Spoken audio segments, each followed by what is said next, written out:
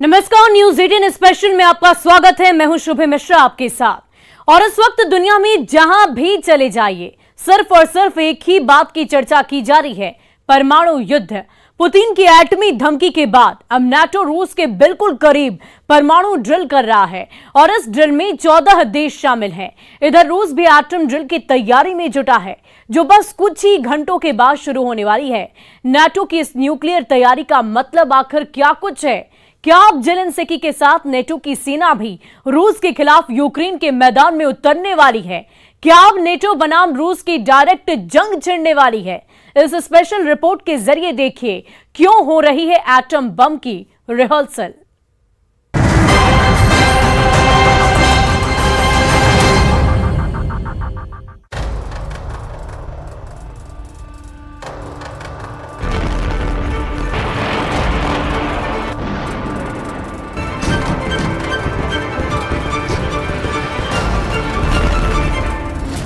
रूस के पड़ोस में नाटो की परमाणु ड्रिल।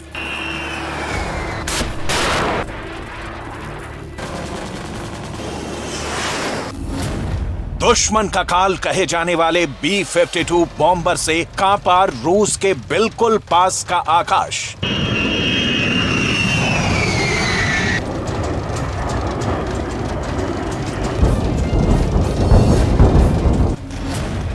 क्या यूक्रेन वॉर अब डायरेक्ट नाटो वर्सेस रूस होगी? युद्ध की कानफोड़ू आवाजों से यूक्रेन कराह रहा है और दुनिया चीख रही है।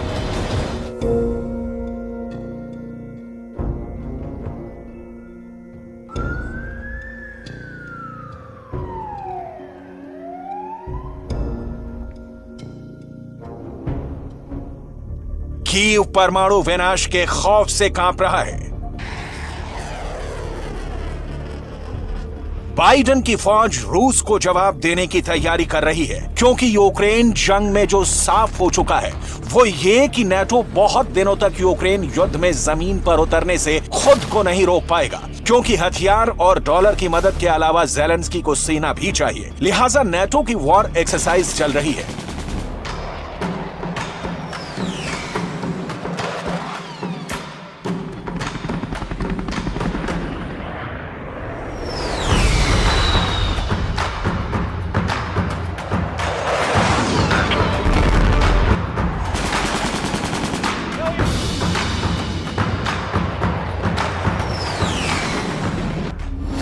क्या नाटो के सैनिक यूक्रेन की जमीन पर जंग लड़ेंगे? क्या नाटो अब डायरेक्ट युद्ध में उतरने वाला है? क्या नाटो के पास पुतिन की परमाणु वाली धमकी के बाद अब कोई विकल्प नहीं बचा?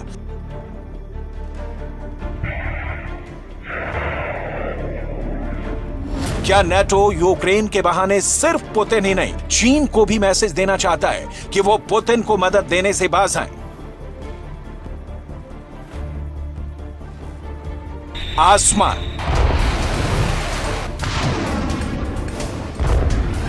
जमीन,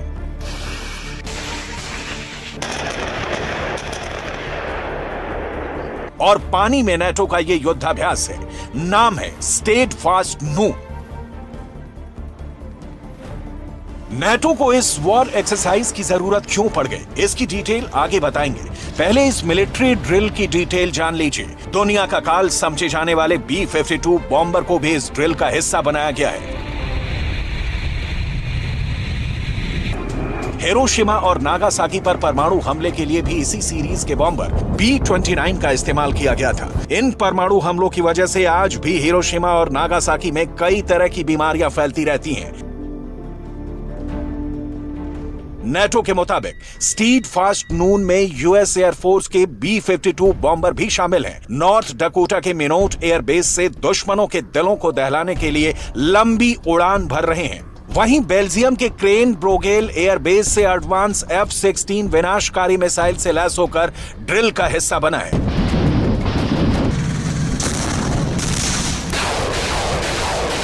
कहने को तो ये सालाना वॉर ड्रिल है, लेकिन नेटो की ड्रिल की टाइमिंग और शामिल होने वाले देशों की संख्या, एयरक्राफ्ट और हथियारों का जखीरा गवाही दे रहे हैं कि ये सिर्फ वॉर एक्सरसाइज तो नहीं है।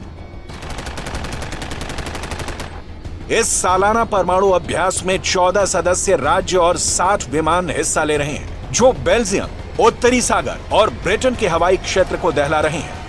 नेटो के इस परमाणु एक्सरसाइज के साथ जरा याद कीजिए अमेरिका के प्रेसिडेंट जो बाइडेन का पुतिन को परमाणु पर जवाब देने वाला बयान। No matter what else is happening in the world, the United States is ready to pursue critical arms control measures. A nuclear war cannot be won and must never be fought. ये NATO है जिसके दम पर president Zelensky Kyiv में बैठे अब भी महफूज हैं। ये नेटो है जिसकी ताकत को चैलेंज करने का मतलब है तीसरा विश्व युद्ध। ये नेटो है जो संयुक्त राष्ट्र संघ में अपनी शक्ति रखता है। ये नेटो है यूक्रेन तक इसके फैलाव की आशंका का ही नतीजा है। यूक्रेन झुलस रहा है, पुतिन की नींद उड़ी हुई है और दुनिया की सांसें थमी हैं कि ये खून खराबा कब बंद होगा। इस बीच नेटो का प्रचंड युद्ध छेड़ने की आशंका वाला ये परमाणु ड्रिल, नेटो की ये ड्रिल तब हो रही है जब रूस परमाणु एक्सरसाइज कर रहा है। रूस के इस परमाणु ड्रिल का नाम है ग्रोम। ये रूस का सालाना परमाणु एक्सरसाइज है, लेकिन इस एक्सरसाइज की टाइमिंग को पुतिन के परमाणु धमकी वाले बयान के साथ जोड़कर देखेंगे तो पता चलेगा कि दुनिया परमाणु युद्ध के दरवाजे की कुंडी खड़का रही है। दरवाजा खोला तो धमाका होगा, वो मानवता का संहार करने वाला होगा। रूस अपने परमाणु सक्षम बम वर्षकों, पनडुब्बियों और मिसाइलों का परीक्षण कर नेटो के सामने पूरे दमखम के साथ पेश है। पुतिन इस वक्त दुनिया के वो नेता हैं जिनके सामने यूक्रेन अब सिर्फ एक जंग नहीं, पुतिन की प्रतिष्ठा का सवाल है, जिसमें हार यूक्रेन की जीत कम, अमेरिका की जीत ज्यादा होगी। नेटो विजयी होगा। पुतिन अपने प्राण पखेरु ओढ़ने तक ऐसा ख्वाब में होते नहीं देख सकते। और जो यूक्रेन में रूस की सेना की हालत है, वो कहती है कि बम की चाहे कितनी बारिश करो, कीव झुकेगा नहीं। इस हालात में पुतिन के परमाणु का विकल्प खुला है और यही डर पूरी दुनिया को मथ रहा है। सवाल है कि नेटो क्यों यूक्रेन की जंग को अपनी मान जंग में कूदना चाहता है। नेटो क्यों रूस पर परमाणु बम गिराने की प्लानिंग बनाए बैठा है। नेटो को आखिर ज़ेलेंस्की को जिताने से क्या हासिल होगा। इन सारे सवालों का जवाब समझने के लिए आपको सैन्य संगठन नेटो की भूत, वर्तमान और भविष्य की उम्मीदों को डिटेल में जानना होगा, क्योंकि नेटो बनाम रूस में न्यूक्लियर जंग छिड़ा तो आधी दुनिया का नाश सिर्फ 2 मिनट में हो जाएगा। नेटो के सांगठनिक ढांचे को समझने से पहले आपको नेटो और रूस की परमाणु शक्ति के बारे में जान लेना चाहिए। संयुक्त राष्ट्र की एक रिपोर्ट की माने तो दुनिया के 7 देशों के पास कुल 12,700 न्यूक्लियर वॉरहेड्स मौजूद हैं। इनमें से 2 देशों अमेरिका और रूस 90% से अधिक परमाणु बम अपने पास रखते हैं। अगर अमेरिका के साथ नेटो के सभी देशों को मिला दें तो ये संख्या 5,943 बनती है, जो पूरी दुनिया को कई बार तबाह करने के लिए पर्याप्त है। रक्षा विशेषज्ञों का मानना है कि नेटो न्यूक्लियर युद्ध की स्थिति में संभावित रूप से 1 या अधिक टैक्टिकल या युद्ध क्षेत्र परमाणु बम तैनात कर सकता है। टैक्टिकल परमाणु छोटे हथियार होते हैं जिनमें 0.3 किलोटन से लेकर 100 किलोटन की विस्फोटक शक्ति होती है। 1945 में अमेरिका ने जापान के हिरोशिमा पर जो परमाणु बम गिराया वो महज 15 किलोटन का था। ऐसे में अगर नेटो हिरोशिमा परमाणु हमले के मुकाबले 6 गुना अधिक ताकतवर परमाणु हमला करेगा तो एक झटके में रूस की एक बड़ी आबादी तबाह हो सकती है। टैक्टिकल वेपन की जगह स्ट्रेटेजिक न्यूक्लियर वेपन अधिक विनाशकारी साबित हो सकता है, जिसका प्रभाव पूरी दुनिया पर पड़ना तय है। हालांकि यूक्रेन युद्ध में नेटो के स्ट्रेटेजिक परमाणु हमला करने की संभावना ना के बराबर ही है, लेकिन युद्ध में हालात कभी भी बदल जाते हैं। नेटो की वॉर ड्रिल रूस की सीमा से सिर्फ 650 मील दूर हो रही है। उस रूस के पास जिसके पास दुनिया में सबसे ज्यादा परमाणु बम है, जिसके पास फादर ऑफ ऑल बम है। अगर नेटो के सभी देशों के परमाणु हथियारों को मिला लिया जाए तो भी वो रूस की बराबरी नहीं कर सकते हैं। ऐसे में रूस अपने शक्तिशाली टुपोलेव Tu-160 का इस्तेमाल कर नेटो के सभी देशों का वजूद मिटा सकता है। यूएन की रिपोर्ट के मुताबिक विश्व भर में रूस के पास सबसे अधिक 5,977 परमाणु बम उसके सैन्य ठिकानों में मौजूद हैं। इतने परमाणु बमों की मदद से पुतिन सैकड़ों बार पृथ्वी को तबाह कर सकते हैं। फेडरेशन ऑफ अमेरिकन साइंटिस्ट के मुताबिक इन वॉर हेड्स में से अकेले 1100 से अधिक इंटरकॉन्टिनेंटल बैलिस्टिक मिसाइल हैं, जो रूस से बैठे ही दुनिया के हर कोने तक भेजी जा सकती हैं। यूक्रेन को समुद्र में भी एक के बाद एक परमाणु हमले देखने को मिल सकते हैं।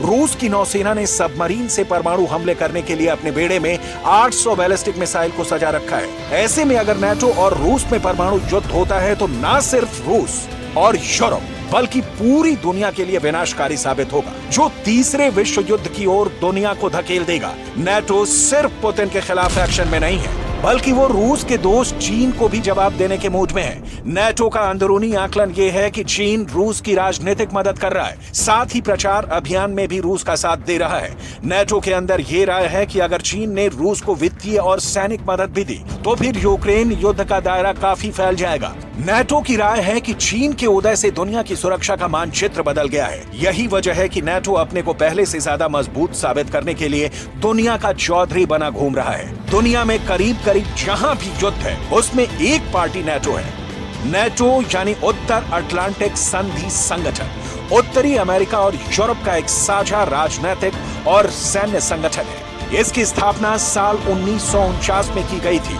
द्वितीय विश्व युद्ध के बाद बने इस संगठन का उस वक्त पहला और सबसे बड़ा मकसद था सोवियत संघ के बढ़ते दायरे को सीमित करना। इसके अलावा अमेरिका ने इसे यूरोप में राष्ट्रवादी विचारों को पनपने से रोकने के लिए भी इस्तेमाल किया। अमेरिका के नेतृत्व में नाटो लगातार बढ़ रहा है। 1949 में जब नाटो बना तो इसके 12 संस्थापक देश थे: America, Britain, Belgium, Canada, Denmark, France, Iceland, Italy, Luxembourg, Netherlands, Norway और पुर्तगाल। बाद में शीत युद्ध से कुछ समय पहले स्पेन, पश्चिम जर्मनी, टर्की और यूनान ने इसकी सदस्यता ले ली।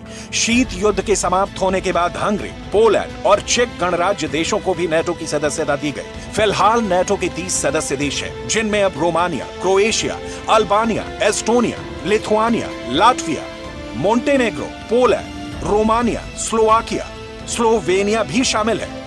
रूस और यूक्रेन के बीच बढ़े तनाव के पीछे एक वजह नाटो भी है। यूक्रेन की नाटो का सदस्य बनने की इच्छा है।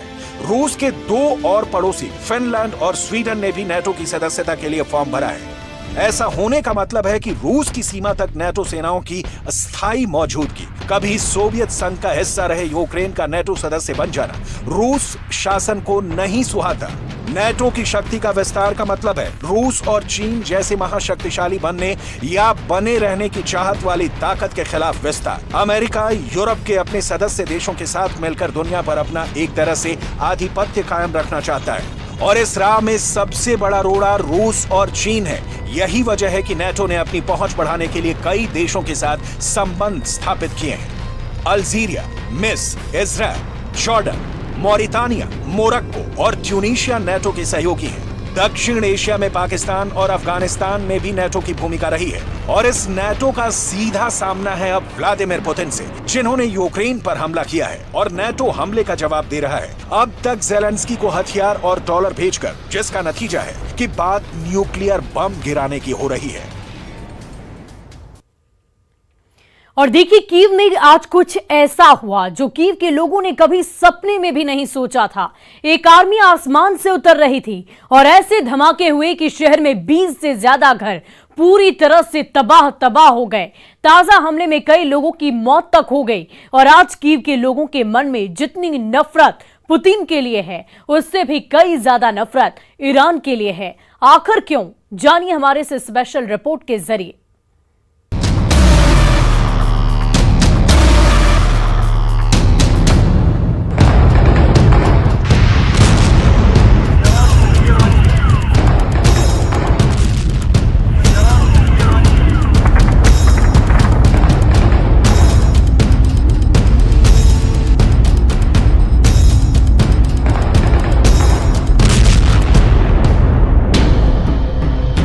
जो फिल्मों में देखा था, कहानियों में पढ़ा था, वो अब कीव के अंदर हकीकत में हो रहा है। एक शहर पर ड्रोन्स की आर्मी ने हमला कर दिया। शहर की सुरक्षा में लगे जवान आसमान पर टकटकी लगाए देखते रहे। उनकी बंदूकों से गोलियां निकलने का इंतजार करती रहीं, लेकिन ड्रोन सुरक्षा बलों को चकमा देते हुए इमारतों पर हमला करने में सफल हो गए और जबरदस्त तबाही हुई।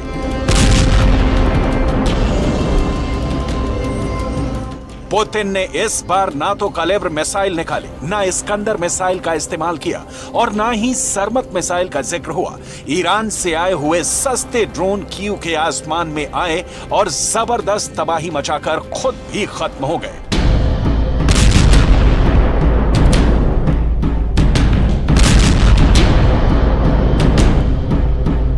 कीव पर एयर डिफेंस रूस के इस ड्रोन आर्मी के सामने नस्तो नाबूद हो गया। हालात ये हो गए कि शहर में ये चर्चा शुरू हो गई कि ज़ेलेंस्की हिफाजत से हैं कि नहीं। किसी ड्रोन ने ज़ेलेंस्की को टारगेट करने की कोशिश तो नहीं की। दुनिया में यही सवाल चर्चा में है कि आखिर ड्रोन हमलों के डर से किस बंकर में जाकर छुप गए ज़ेलेंस्की।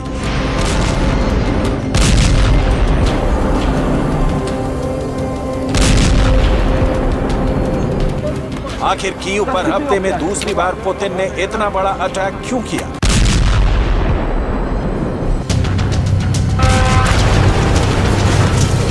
कीव पर इतनी दिशाओं से हमला किया गया। क्या बेलारूस से भी ड्रोन ने कीव को टारगेट किया? हर सवाल का जवाब मिलेगा, लेकिन पहले देखिए एक्सक्लूसिव तस्वीरें।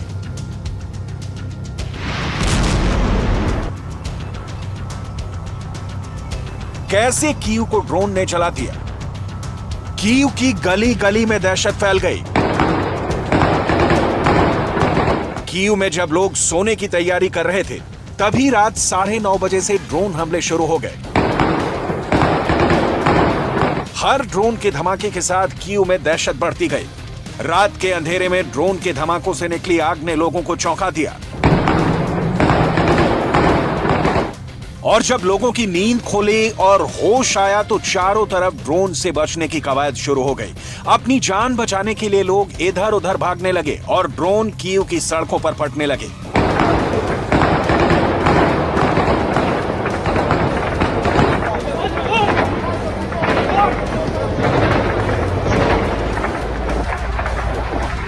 कीव के अंदर लोग दफ्तरों, मॉल और दुकानों से निकलकर सुरक्षित ठिकानों की तलाश कर रहे थे।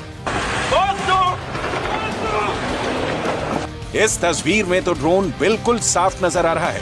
बिल्डिंग के ऊपर ड्रोन नजर आते ही कीव के सुरक्षा बल ने फायरिंग की, लेकिन ड्रोन अपना काम कर गया।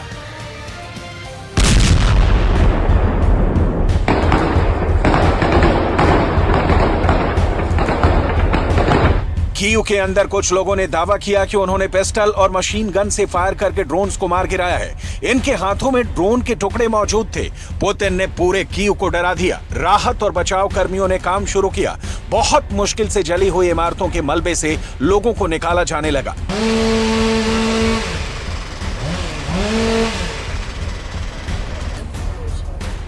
Не почуваюсь. У мене двоє дітей, і зранок у нас розпочався сьогодні дуже гучно, бо там, де ми живемо, якраз неподалік ЖД вокзалу, там було сьогодні дуже гучно.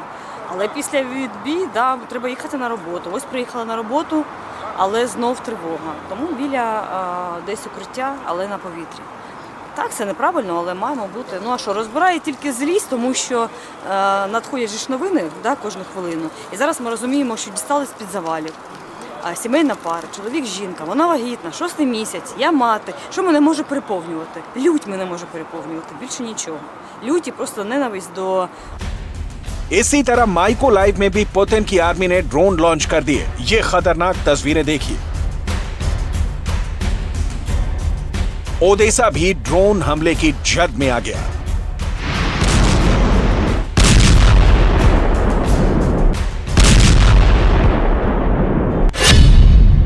ईरान ये दावा करता है कि उसके ड्रोन शाहिद 136 की रेंज 2500 किलोमीटर है। इस दावे के हिसाब से देखा जाए तो शाहिद 136 ड्रोन से रूस के सुदूर प्रांत कुंगूर से भी कीव पर हमला किया जा सकता है, क्योंकि वहां से कीव 2300 किलोमीटर दूर है। पुतिन अगर चाहें तो मॉस्को से बैठे बैठे कीव पर हमला करवा सकते हैं। मॉस्को से कीव मात्र 900 किलोमीटर दूर है। क्रीमिया के सिम्फरपोल से कीव की दूरी 800 किलोमीटर है और बेलारूस के मिन्स्क काजा से भी ड्रोन हमला कर सकता है। यह भी कीव से 550 किलोमीटर दूर है। मतलब ये कि कीव पर हमला करने के लिए रूस के पास जमीन की कोई कमी नहीं है। सबसे बड़ी बात यह है कि यूक्रेन के आसमान में कई घंटों तक मौजूद रहने वाला ड्रोन आखिर यूक्रेन के एयर डिफेंस से बचा कैसे। लेकिन यूक्रेन का दावा यह है, जबकि यूक्रेन का दावा यह है कि कीव पर 28 ड्रोन हमले हुए, 23 कीव के एयर डिफेंस ने नष्ट कर दिए और 5 टारगेट पर हिट हुए। इसी तरह ओदेसा के अंदर रात 3:30 बजे से सुबह 7 बजे तक 6 ड्रोन मार गिराए गए और 9 माइकोलाइव के अंदर शूट किए गए। Знищено загалом, якщо брати атаку, починаючи з 21:30 вчорашнього вечора, так вже ночі можна сказати, і по цей час наразі вже підтверджено щонайменше знищення 37 дронів камікадзе. Усі летіли з південного напрямку. Якщо за попередніми підрахунками, це як мінімум 85-86% знищено протиповітряною обороною і повітряних сил. Також долучилась і протиповітряна оборона інших сил оборони і сухопутних військ.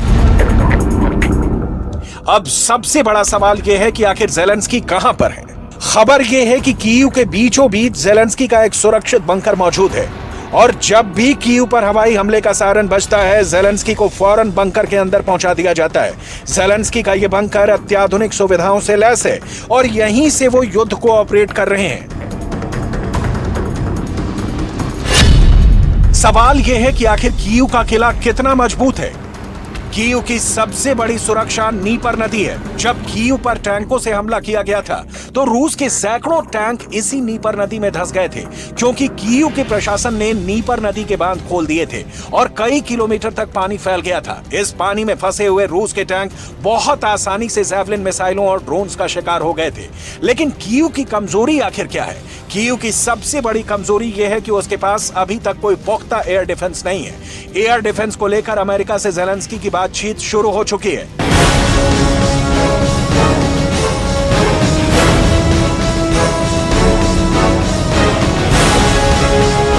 NASAMS एयर डिफेंस जल्द ही यूक्रेन पहुंच सकता है, लेकिन यह अमेरिका के लिए भी एक बहुत बड़ा खतरा हो सकता है, क्योंकि NASAMS ही वो एयर डिफेंस सिस्टम है जो वॉशिंगटन को भी सुरक्षित रखता है।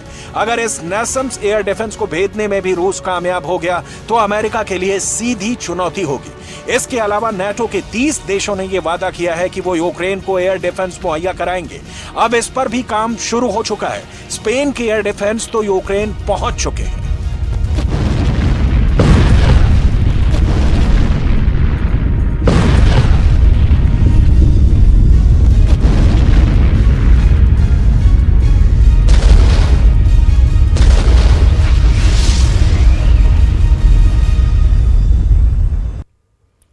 और फिलहाल न्यूज 18 स्पेशल में आज के लिए बस इतना ही। आप बने रहे न्यूज 18 बिहार झारखंड के साथ।